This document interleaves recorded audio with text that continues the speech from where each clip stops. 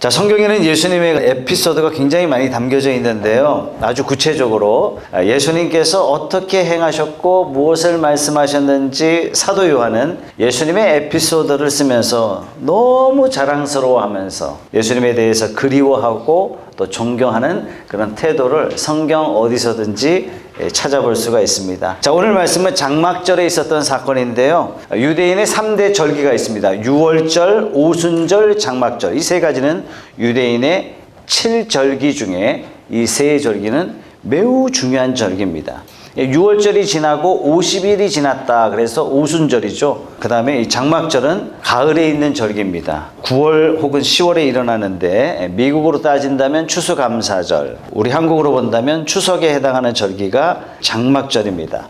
추수를 다 해놓고 하나님께서 주신 복을 감사하면서 즐기는 절기가 장막절입니다. 예수님께서 장막절 예루살렘에 가셔서 사람들을 가르치셨어요. 그런데 이 사람들 사이에 분란이 생기기 시작했습니다. 성경을 보면 예수님이 가시는 곳마다 문제가 생겨요. 왜 사람들 틈에 갈등이 생기고 문제가 생길까? 예수님이 가셨다 하면 갈등이 생기는 거예요. 예수를 죽이려고 한다는 것은 사람들이 다 알고 있는데 사람들 앞에서 막 공공연하게 예수님이 가르치시니까 바리새인과 율법사들이 예수를 막 죽이려고 합니다. 사람들은 우리가 고대하는 메시아, 이분이 바로 메시아가 아닌가? 예수님이 바로 메시아가 아닌가? 여기에 대해서 유대 사회의 지도부는요, 이거 굉장히 못마땅했어요. 인정할 수가 없었어요. 우리가 예수님을 어떻게 부르죠? 우리 주 예수 그리스도, 이렇게 이름을 부르거든요. 그래서 어떤 사람들은 그리스도도 예수님의 이름 중에 하나가 아닌가, 이렇게 생각합니다. 여러분, 그리스도는요, 직분입니다.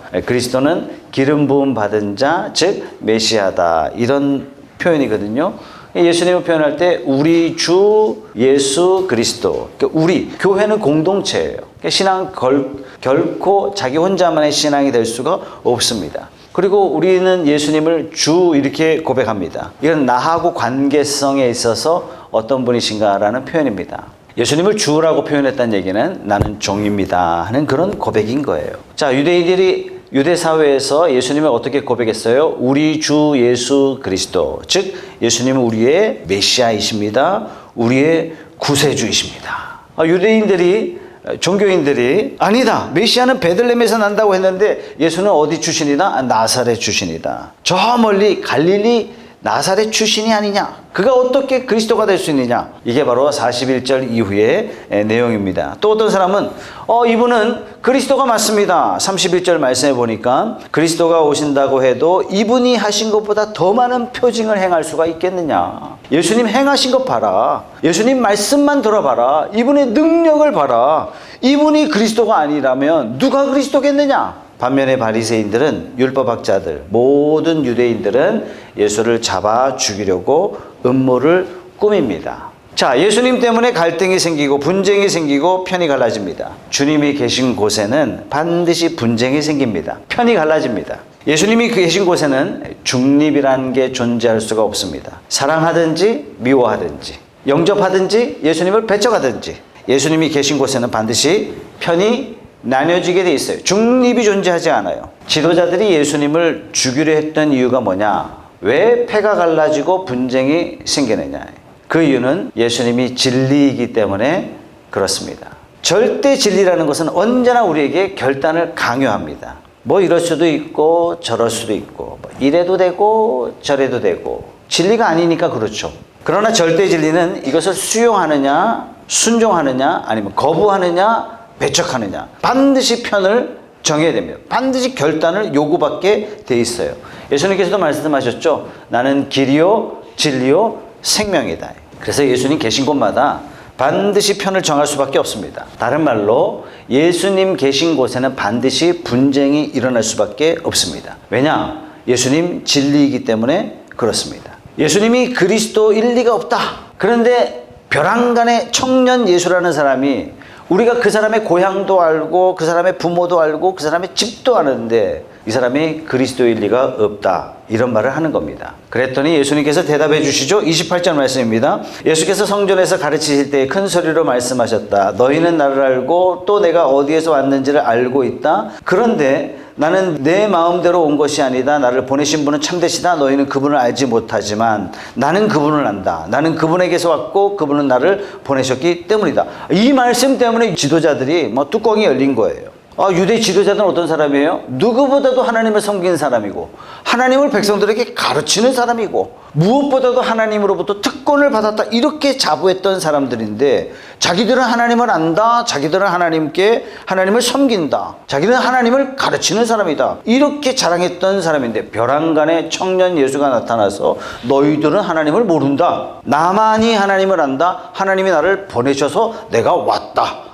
그들의 권위에 정면으로 도전하고 있는 거예요. 그러니까 예수를 막 죽이려고 합니다. 그렇다고 해서 예수님께서 막 일부러 찾아다니면서 사람들의 비위를 막 건드려가지고 말씀하셨느냐? 그건 아닙니다. 진리니까, 사실이니까 이렇게 말씀하시는 것이죠. 자, 그래서 성경을 처음 읽은 사람들은 예수라는 사람은 꽤 건방지다 뭐 이런 느낌이 들어요. 저도 청년 때 성경 말씀을 묵상하는데 왜 하필이면 예수님께서 막 분란을 일으킬까? 왜 그러셨을까?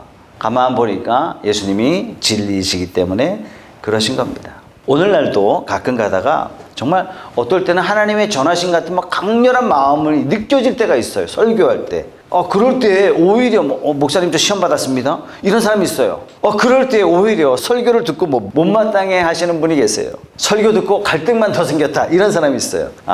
설교 잘했구나. 이런 생각이 듭니다. 왜냐? 주님이 계신 곳에는 언제나 갈등이 생기고 고민이 생기게 돼 있어요. 이런 갈등이 없다면 주님이 계시지 않다라는 증거예요. 자, 안 믿는 가정 가운데 한 분이 예수를 믿었다. 문제가 발생하죠. 놀랄 필요가 없습니다. 당연한 겁니다. 물론 예수 믿고 좀 더 사랑해야지 이런 문제가 있죠. 예수 믿고 좀 더 순종해야 되는데 순종하지 못하는 이런 문제도 있죠. 그러나 많은 경우에 내가 예수 믿고 훨씬 더 좋은 아내가 되었는데도 내가 훨씬 더 좋은 남편이 되었는데도 한쪽만 믿게 되면 반드시 핍박이 옵니다. 갈등이 옵니다. 무슨 뜻입니까? 우리 가정에 주님이 임하셨구나. 이렇게 보시면 딱 맞습니다. 편을 정해야 돼요. 주님은 언제나 우리에게 결단을 요구하기 때문에 처음에는 문제가 생기고 그 다음에 갈등이 생기고 편이 갈라지는 겁니다. 그래서 여러분 가운데 내가 예수 믿고 나서 왜 자꾸 문제가 생기지? 가족 간의 갈등이 더 생기고 이런 분이 계시다면 용기를 잃지 마십시오. 기쁘게 생각하십시오. 주님께서 그 가정에 들어오셨다 하는 증거가 되는 겁니다. 만약에 교회만 그냥 왔다 갔다 막 그런다면 문제거리가 생기지가 않아요. 그러나 부부 둘 중에 한 분이 정말 예수님을 영접해서 주님 뜻대로 살고자 한다면 반드시 갈등이 생기고 편이 갈라지고 문제가 생길 수밖에 없습니다. 예수님께서 왜 오셨느냐? 분쟁을 일으키시기 위해서 오셨다라고 예수님도 말씀하셨어요. 마태복음 10장 35절 말씀입니다. 너희는 내가 세상에 평화를 주려고 온 줄로 생각하지 말아라. 평화가 아니라 칼을 주려고 왔다. 나는 사람이 자기 아버지와 맞서게 하고 딸이 자기 어머니와 맞서게 하고 며느리가 자기 시어머니와 맞서게 하려고 왔다. 서로 갈등하여 맞서는 겁니다. 안 믿는 분에게는 이 말씀 자체가 시험거리겠습니다만 예수님께서는 절대 진리 되시고 절대 진리가 우리에게 결단을 강요하기 때문에 어쩔 수 없이 편이 갈리고 갈등이 생기게 마련입니다. 우리의 신앙생활도 마찬가지죠. 우리가 건성으로 교회만 왔다 갔다 하면요, 힘들면 빠지고 바쁘면 빠지고 어쩌다 교회 오고 그러면 갈등이 생길 필요가 없어요. 그러나 정말로 예수님을 나의 주님으로 영접해서 그분을 내 인생의 주인으로 모셔드리기 시작하면 반드시 마음 가운데, 삶 가운데 갈등이 생깁니다. 이거 불법인데? 이런 갈등이 생기는 거예요. 이거 하나님 싫어하시는데? 이 갈등이 생기는 거예요. 왜냐? 예수님은 절대 진리이시기 때문에 그렇습니다. 어떤 분들은 예수 믿고 나서 문제도 없어지고 염려도 없어지고 걱정 없는 삶을 살아가야 되는 게 맞지 않습니까? 예, 그런 면이 있습니다. 예수님 영접하면 예수님을 통해서 내 모든 죄를 용서하셨다는 그런 시원함이 있고 그런 자유함이 있고 누가 나를 사랑해 준다 하는 그런 기쁨이 있어요. 내가 이제부터는 새로운 삶을 산다 이런 감격이 있지만 그러나 갈등이 없어지는 것은 아닙니다. 갈등이 달라지는 거죠. 옛날에는 시시한 것 가지고 문제가 되고 갈등이 되고 고민이 됐지만 시시한 것 가지고 막 속이 부글부글 끓었는데 예수님을 주님으로 영접하면서 이런 것들이 딱 사라지고 새로운 갈등이 생기기 시작합니다. 아, 주님 뜻대로 살고 싶다. 아, 주님 뜻대로 살고 싶은데 안 돼요. 이거 어떻게 하지? 이런 갈등이 생겨요. 좀 더 거룩해지고 싶은 그런 열망이 생깁니다. 좀 더 이웃을 사랑하고 싶은 그런 마음이 생겼습니다. 근데 그러지 못한 갈등이에요. 좀 더 섬기지 못하는 것에 대한 갈등이 내 안에 있는 겁니다. 주님이 내 안에 들어오시면 이런 갈등이 생겨요. 왜요? 예수님이 절대 진리이시고 절대 진리는 우리의 결단을 강요하기 때문에 그렇습니다. 자, 여러분 신앙생활 가운데 마음의 갈등이 있으시고 고민이 있으시다면 기뻐하셔야 돼요. 반대로 교회를 몇 년 동안 다녔는데도 갈등이 전혀 없다면 이게 심각한 겁니다. 설교를 들을 때마다 부담이 되고 내가 위선자인 것 같고 내가 주님 뜻대로 살지 못해서 마음이 아프고 이런 현상이 있다면 이건 매우 정상적인 거예요.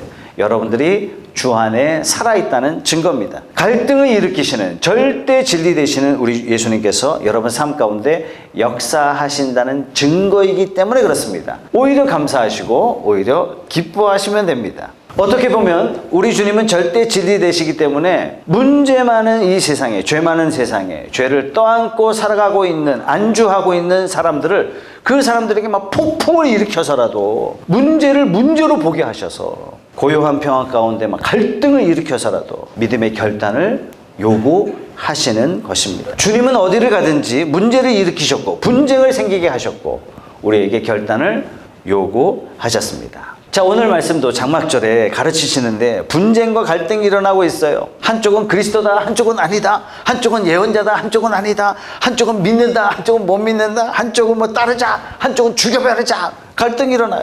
이런 혼란 가운데 예수님께서 가르치십니다. 예수님께서 가르치신다고 이 상황이 어수선한데 뭐 열매가 있겠습니까, 여러분? 될 수 없는 이런 환경 가운데 예수님께서 놀랍게 열매를 거두시고 계세요.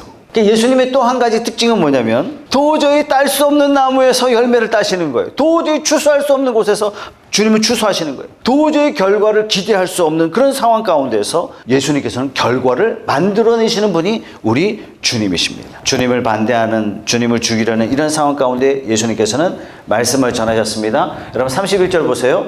무리 가운데서 많은 사람이 예수를 믿었다. 아니, 도저히 예수님을 믿을 수 없는 그런 상황인데 우리 주님은 될 수 없는 이런 상황 가운데서 역사하셔서 무리 가운데서 많은 사람이 예수를 믿게 하셨습니다. 여러분, 이게 우리 주님의 능력입니다. 될 수 없는 일을 되게 하시는 주님의 능력. 이 능력의 주님이 여러분의 삶에 함께 하심을 믿으시기 바랍니다. 얼마나 감사합니까? 오늘 본문에 아주 참 재미있는 사건이 나와요. 32절 말씀입니다. 같이 한번 읽어보죠. 시작. 무리가 예수를 두고 이런 말로 수군거리는 것을 바리새파 사람들이 들었다. 그래서 대제사장들과 바리새파 사람들은 예수를 잡으려고 성전 경비병들을 보냈다. 성전 경비병들을 보냈는데 갔다가 그냥 왔어요. 예수님을 못 잡았어요. 45절 말씀 같이 읽어봅시다. 시작. 성전 경비병들이 대제사장들과 바리새파 사람들에게 돌아오니 그들이 경비병들에게 물었다. 어찌하여 그를 끌어오지 않았느냐. 경비병들이 대답하였다.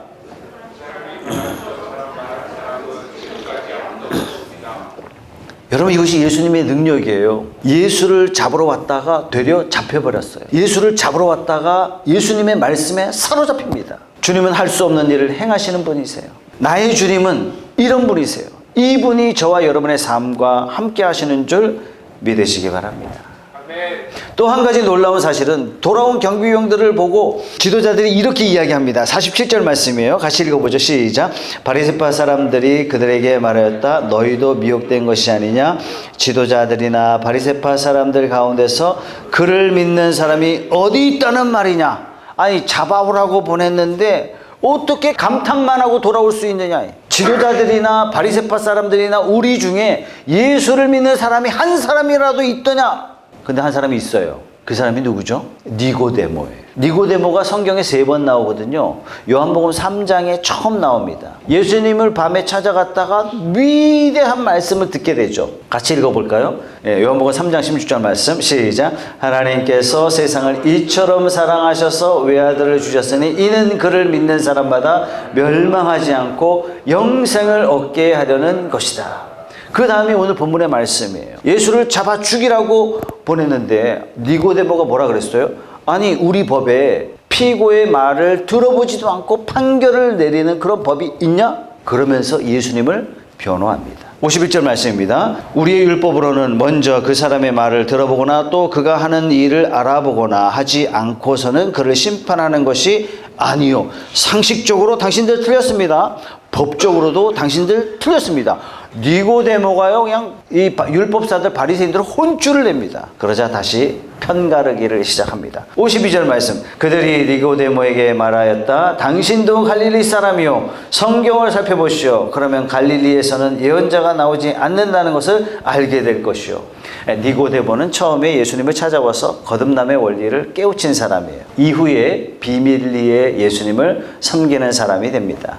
그런데 오늘 본문에서는 예수님을 겉으로 대변하고 옹호하면서 자신이 예수님의 제자임을 밝히게 되죠. 자, 복음서 맨 마지막에는 예수님이 십자가에 돌아가시고 그 시체를 아리마대 요셉과 함께 시신을 섬기면서 드디어 니고데모가 사회적으로 매장당합니다. 여러분, 갈등과 분쟁으로 도저히 열매 맺을 수 없는 이런 상황인데 주님께서 많은 사람들로 하여금 예수 믿게 하시고 예수님을 잡으러 온 경비병들을 말씀으로 사로잡으시고 감화시키시고, 지금으로 따지면 니고데모가 국회의원이거든요. 국회의원이었던 니고데모를 제자로 만드셨습니다. 우리가 섬기는 주님이 바로 이런 분이십니다. 할 수 없는 환경이지만 뭔가 해내시고 없는 환경 가운데서 무언가 이루시는 주님, 주님이 계신 곳에는 반드시 기적을 기대해야 됩니다. 그래서 우리 성도는 어떤 상황 가운데, 힘들고 어려운 상황 가운데 우리 주님이 함께 하신다면 아무 문제가 아닙니다, 이런 믿음이 마음속에 있어야 돼요. 우리 주님께서 갈등과 분쟁을 일으키시는 이유가 뭐냐? 큰 일을 행하시기 위해서 그러신 겁니다.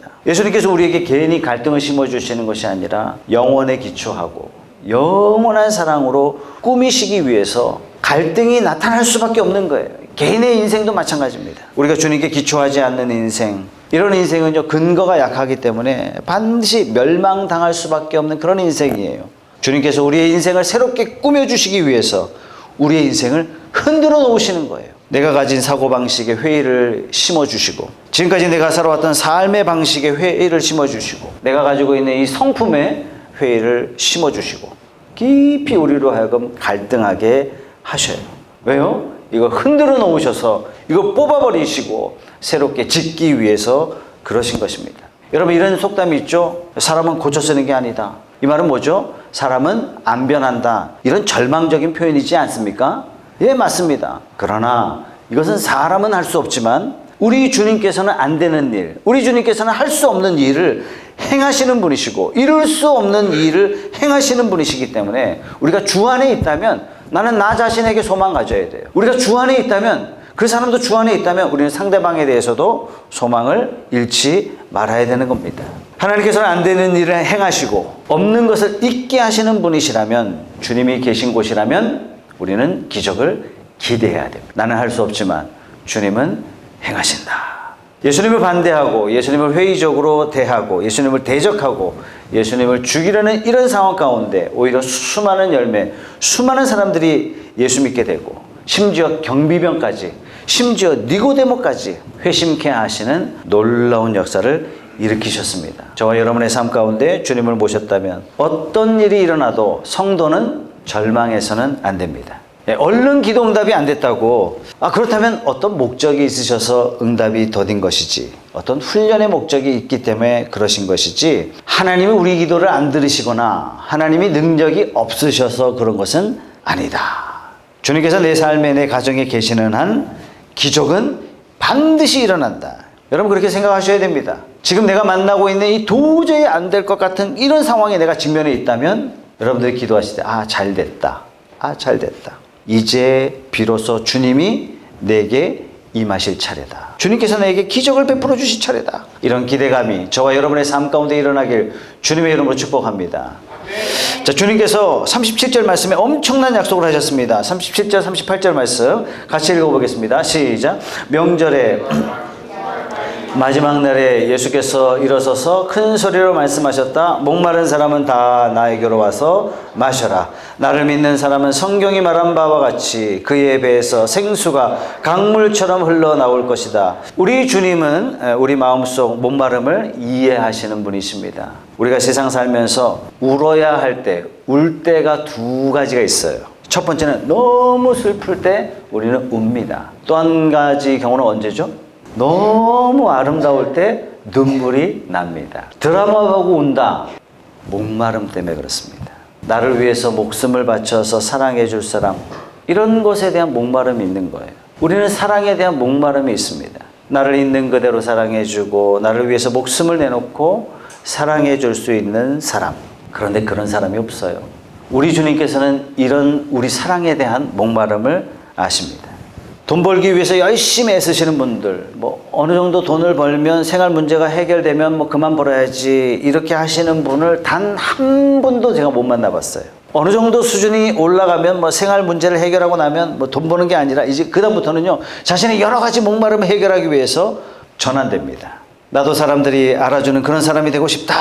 이런 인정받고 싶은 그런 목마름이 있습니다. 돈 있는 사람을 알아주니까 어떻게 해서든지 돈 한번 제대로 한번 벌어보고 싶다. 그래서 사람들로부터 한번 인정받고 싶다. 이런 목마름이 있어요.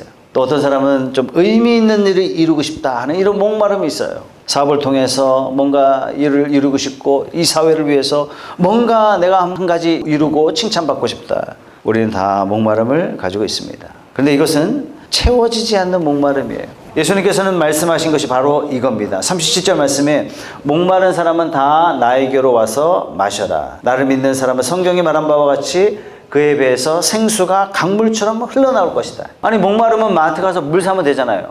근데 살 마트가 너무 멀어요. 갈 수가 없어요. 돈이 없어요. 그럼 어떻게 해요? 배에서 생수가 강물처럼 흘러나온다. 이 말은 뭘까요?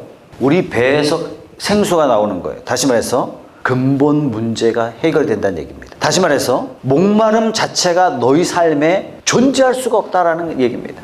근본적인 문제가 해결된다, 이런 말씀이에요. 그러면 근본적인 문제가 해결되려면 목마름이 어떻게 해결돼야 돼요? 내 속에서 나와야 돼요. 내 속에서. 세상에서 채워지는 게 아니에요. 밖에서 채워지는 게 아니에요. 사람을 만난다고 목마름이 해결되는 게 아닙니다. 누군가를 찾아가서 목마름이 해결되는 것도 아닙니다. 외적인 성공을 통해서 목마름이 채워지는 것도 아닙니다. 목마름은 어디서 채워져야 돼요? 속에서 채워져야 돼요. 속에서. 처음에는 먹고 살 수 있었으면 좋겠다 그랬는데 먹고 살만 하니까 그다음 남들로부터 좀 인정받았으면 좋겠다. 남들로부터 인정받게 되니까 내가 남들로부터 최고로 인정받았으면 좋겠다. 제일 인정받았으면, 그 다음에는 내가 하고 싶은 일들을 좀 했으면 좋겠다. 여러 모임들을 만들어서 그들에게 영향력을 끼쳤으면 좋겠다. 그들 모임을 통해 내가 회장이 됐으면 좋겠다. 여러분, 목마름이 끊이지 않습니다. 주님께서는 바로 이것을 우리에게 약속하신 겁니다. 철저하게 나를 낮추는 훈련. 너는 절대로 유명한 사람이 되어서는 안 된다. 왜요? 우리의 목마름은 밖에서 채워지지 않습니다. 우리의 목마름은 성공으로 채워지지 않습니다. 우리의 목마름은 많은 돈으로 채워지지 않습니다. 우리의 목마름은 수많은 논문으로 채워지지 않아요. 우리의 목마름은 속에서 채워질 때만 만족이 일어납니다. 우리 목마름 가운데 하나는 영생에 대한 목마름이 있거든요. 내가 인생을 살다가 끝난다는 것, 갑자기 예측할 수 없는 순간에 단절된다는 이런 두려움이 우리 가운데 있습니다. 이건 무슨 뜻입니까? 영원에 대한 목마름이 모든 인생에 다 있다는 뜻입니다. 이 영생에 대한 목마름을 채워줄 수 있는 분은 유일하게 예수님 한 분밖에 안 계십니다. 그래서 예수님께서는 내가 길이다. 영어로 the way, 유일한 길이다. 내가 유일한 생명이다. 그래서 오늘 30절 말씀에 목마른 사람은 다 나에게로 와서라. 나를 믿는 사람은 성경이 말한 바와 같이 그의 배에서 생수가 강물처럼 흘러나올 것이다. 요한이 이것을 아주 설명을 그 뒤에 이렇게 갖다 붙였습니다. 39절 말씀 같이 읽어보죠. 시작. 이것은 예수를 믿는 사람이 받게 될 성령을 가리켜서 하신 말씀이다. 예수께서 아직 영광을 받지 않으셨으므로 성령은 오지 않았다.